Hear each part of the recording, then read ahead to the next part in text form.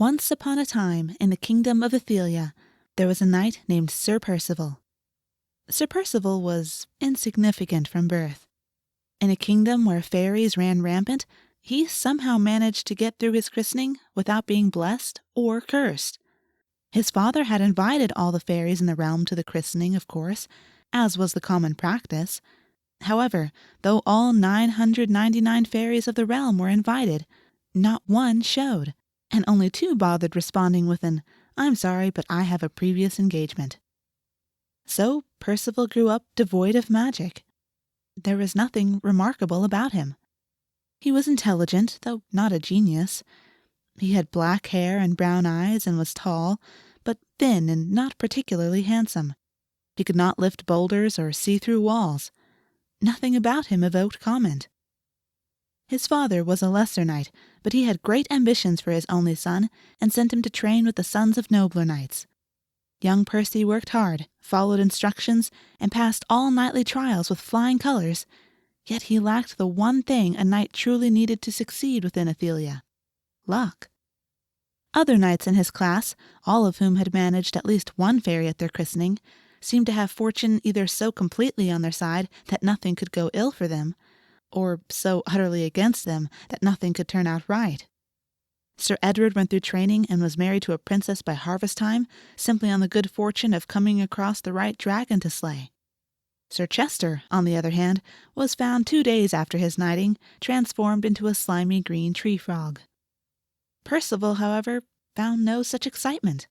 Though he often accepted missions that allowed him to roam the countryside, looking for good deeds to do, for completing at least one good deed was a requirement for graduation, he met with neither monsters nor princesses, and no one seemed to desire him dead or enchanted. It was as if he did not exist where the forces of magic were concerned. Eventually, his instructor assigned him a good deed of protecting a mundane farmer's sheep from ordinary wolves. Not flashy, but useful. "Well, Sir Percival," his instructor said, when the youth returned no better nor worse, "not all of us have what it takes to succeed. I will recommend you for guard duty at King Harold's palace. It is uneventful work and should suit one of your fate." Sir Percival said nothing, but deep inside he felt that, fate or no fate, he deserved a more exciting life than that of a palace guard. His father, however, simply sighed when he heard the news. "I suppose not everyone can be a hero or a villain," he said. "Some folk in life must be innocent bystanders. It has been so with our family for generations, son. I was foolish to think you could break the mold. To be great in this land takes fairies' work, and the fairies will not bother with us." "At least guard work is useful," Percy said, trying to make the best of a disappointing appointment. "Even if I am not fairy blessed, the royal family is well known for their run-ins with the pixie blighters. Guarding them should be the second best thing." In theory, this was quite sound.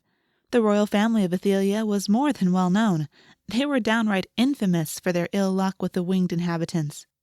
The current king had once been a stable hand to the family, but he had been fairy blessed and had saved the princess, who, like most of her predecessors, was fairy cursed, when a magic wardrobe changed her into a mannequin. The royal family had been grateful to the stable hand for his disenchanting kiss. He married the princess, and upon the old king's death, gained the throne. The palace was full of opportunity for a hard-working knight. Hopeful, Percy reported to the head guard the next day. The head guard looked him up and down, snorted once, and rolled his eyes. "Just like the knight instructor," he said, "sending me his rejects to deal with. I have had enough of you knights. You take the best food and flirt with the prettiest maids. I have 73 knights under my care in a castle with only 35 doors. Where am I supposed to put you? I have guards watching the treasury, the throne room, the ballroom, and kitchen. Guards for the stables and the gardens and the duck pond. What's next? Guards to guard guards?" Percy opened his mouth to protest that the guard appointment hadn't been his idea, but the head guard cut him off. "Report to Sir Ivan at the royal kennels," he said. "You take your post there." Percy's face went red, but orders were orders. And so Percy became the guard dog's guard.